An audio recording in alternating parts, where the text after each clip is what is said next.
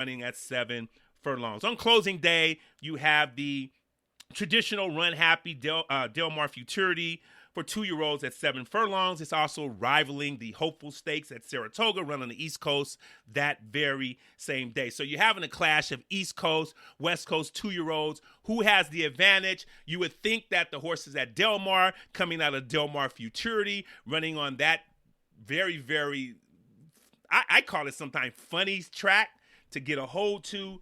But, don't tell that to Good Magic, who won the Breeders' Cup Juvenile from the East Coast as a maiden, and coming to Del Mar and just airing. So, who knows, right? I always give the advantage to horses who have been on the track, whether they're from the East or the West. If you get an East Coast horse who's going to skip the Hopeful and try to come to Del Mar to get a race on the track, I will consider that horse before I would consider the winner or runners in the Hopeful. That's just the way I am. I love races on the track, preferably if you don't win. I want to see a horse that runs even, don't sap the well too dry, and then come back, train up to it, and give me a strong run in the Breeders' Cup Juvenile. I think I'm going to err on the side of success more often than not with that particular philosophy. So going back to the Pacific Classic for a second, I do want to mention some of its winners. Like I said, it is the signature race at Del Mar. 1993, Bertrando won that particular race, won the Pacific Classic with Gary Stevens on that day.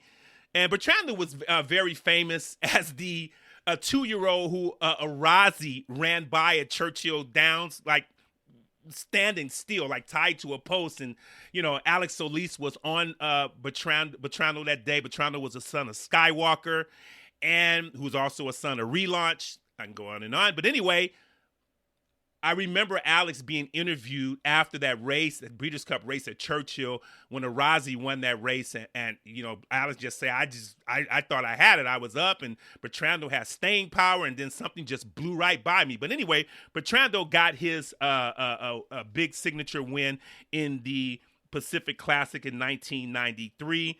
Darren Go in 1996 with Alex Solis beat the great Cigar. I think Cigar was coming into that race on a 16 race win streak. He was one of the biggest favorites in Pacific Classic history. And there was only maybe 6 horses in the race. So I would basically say, that upset based on what Cigar had accomplished and based on Darren Go, his odds, his long shot, I think that is somewhere in the top 20 of the biggest upsets in horse racing history. I really believe that. And, being in a grade 1 race, being Cigar, a Hall of Famer, and like I say, and coming into that race with all the accolades that Cigar had, I just think, like I say, it is in the top 20 of greatest upsets in horse racing history. In 2001, Skimming with the late Garrett Gomez won back-to-back years. One of 2 horses to ever do that. In 2002, the very next year, Came Home with Mike Smith, won the Pacific Classic that year. By the way, Came Home was Chris McCarron's, the great Chris McCarron's final ride. He rode Came Home at Hollywood Park, and actually went out a winner in that particular race. And so Came Home, like I said, was the winner of the 2002 Pacific Classic. 2003 was Candy Ride, written by Julie Crone, Hall of Famer Julie Crone. And, Candy Ride is, as you know, has turned into an outstanding sire these days. And so anyway, I wanted to mention Candy Ride, the winner of the 2003 Pacific Classic. The 2004 edition was won by Pleasantly Perfect with Jerry Bailey. 2006, The Great and the Game, Lava Man with Corey Nakatani was the winner. The Mig, Richard Miliori, New York fame, came out to Southern California and won the 2007 edition with Student Council. And in 2009 and 2010 was Richard Kidd with Mike Smith on board for both runnings in consecutive years. rivaling the great Lava Man was 2013 winner Game On Dude. No horse in history was aptly named for their style and their heart and their grit and their determination, like Game On Dude. Like, game on, dude, let's go. Written by Martin Garcia that day. He was as game as they come. In 2014, the late shared belief, unfortunately, it was injured, I think, in a workout and was euthanized, but he was something special. He won the 2014 edition before, later on meeting his untimely demise. In 2015, the great Beholder beat Boys with Gary Stevens that day. As you know, Beholder is one of 2 horses all time to win 3 different Breeders' Cup races, of course, on different years. In 2016, the great California Chrome was victorious. And then skipping a few years up to 2020 last year, it was Kentucky Derby disqualified E Maximum Security, bringing home the trophy in 2020. I want to cover a few jockeys and trainers to look out for. And just like any other track, just like any other circuit, you're going to kind of have the same perennial riders who are going to show up and basically, take the gold in most of these races. And in Southern California on Del Mar Circuit, there really isn't too much of a difference. I want to mention Joe Bravo and Trevor McCarthy. Let me say that again. Joe Bravo and Trevor McCarthy are coming west to ride. I know Trevor started at Santa Anita, and I think he's going to continue here at Del Mar. Joe Bravo, of course, making a move here. I don't know how long it's going to be. I don't know if it's going to be permanent for the rest of his riding career for Joe Bravo. But, he wanted to get away from Monmouth, and all those crazy rules they have there, coming to a better meet, which is a turf meet. Joe Bravo is known as a turf rider. So it's very interesting how this will shake out, because you have Flavien Prat, who's, like I say, the leading rider on the Southern California circuit pretty much these days.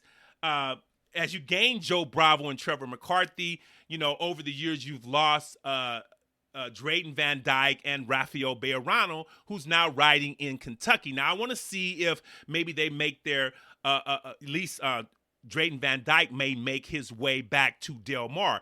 Drayton Van Dyke actually won a Del Mar title here once, finished second once or twice, because Drayton Van Dyke is an outstanding turf rider. He was looked upon by Willard Proctor, and now Gary Stevens has his book, and he was given a lot of good turf runners, and he cashed them in. But something happened to Drayton. I don't know what. I know he's gotten injured a couple of times, but something has happened along the way to where he's lost his turf business. That's why he took it back to Kentucky. But it's interesting. It'll be interesting to see if he comes back to Del Mar for this particular meet.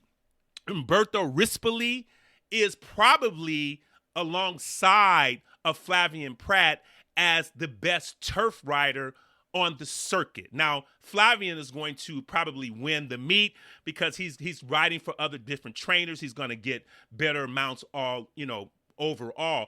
But I would bet that Rispoli will win as many turf races this meet as Flavien Prat, and his ROI may be a little better. Juan Hernandez, who came up from the San Francisco Bay Area, is doing very, very well in the Southern California circuit, turning into a very good turf rider, and he is climbing that prestigious aura of the jockeys in Southern California, and I think that he will have a big Del Mar meet.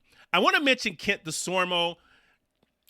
Kent, as you know, he's Hall of Famer, has had a lot of trouble in his career on the track and off the track.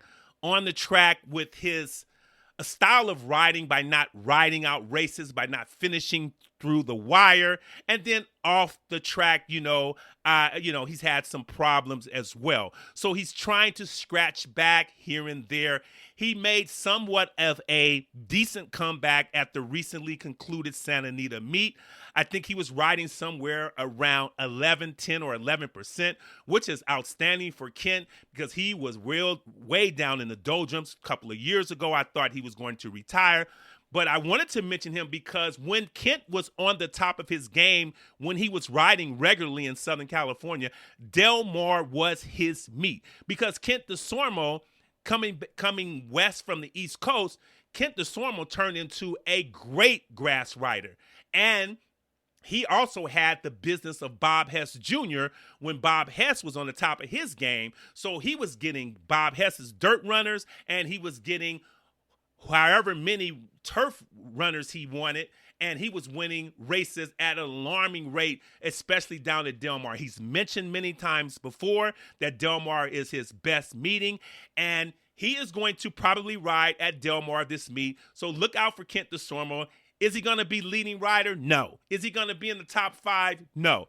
But like I say, Kent DeSormo, for whatever reason, is pumped up, amped, and he gets himself ready for the Del Mar meet. So watch out. Abel Cedillo is an underrated rider, rode maximum security to the victory in the Pacific Classic last year. In the top 15, top 20 in money earnings in the United States. So he's a very underrated, really unknown rider. And he's going to make a splash again at Del Mar. I don't have to mention Mike Smith. You got to pick your spots with Mikey. He's going to be going back to Saratoga sometimes. He's going to be at Monmouth, whatever. He's going to be dancing all around the country. He's not going to be riding a lot of races. So, like I said, he's going to pick and choose, stake races, and high-profile horses who are coming into the race on their top effort. Tyler Bays is a fixture in Southern California, known as a speed rider. We'll get horses. We'll factor into play when you have horses, especially first-time starters who you think have good gate speed, who need good gate speed. And so you got Tyler on, especially if he rides for Sadler. It's just going to be one of those meets for Tyler Bays. You could look somewhere to around 14 or 15 wins from him. Jessica Pfeiffer came on the scene at Santa Anita, apprentice. I remember her father, Roger Pfeiffer, used to ride up in the Bay Area, so that is Roger's daughter. She is a very decent apprentice. I don't know if she has already or when will she lose her bug, but nevertheless, she's like most apprentice riders, they're not known as good turf riders because they don't get the opportunities. So most of her work is going to be done on the main track. And so we'll see if she gets some opportunities, especially if she's close to losing her bug on the grass. Edwin Maldonado, Maldi is known as one of the best gate riders on the Southern California circuit, along with Tyler Bays. I think he surpassed Tyler Bays in that particular realm. And so, Edwin can pretty much horseback on turf and dirt. And if you have a speed horse and a Maldi's on him, then, you can be feel pretty good about your chances. Mario Gutierrez, Kentucky Derby winning rider, has done some good work on the Southern California circuit, obviously getting pushed back a little with the rise of Flavien Prat and Rispoli and Juan Hernandez and Cedillo. So, those are kind of like the middle of the road riders with Gutierrez and Maldonado and Tyler Bays and the likes.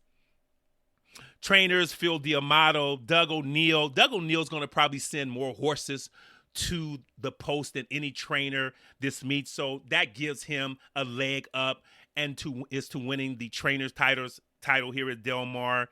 Richard Baltas, John Sadler, Peter Miller. Peter Miller, is really looking to have, as he did the other year, a big Breeders' Cup a day. So you can also look for Peter Miller's horses to run real well at Del Mar. He gets a lot of shippers from the East Coast who takes over, and Peter Miller is a good conditioner of horses he gets for the first time. So watch out for Peter Miller. Bob Hess Jr., I mentioned him earlier when he used to team up with Kent DeSormo back in the DD day. They were absolute money.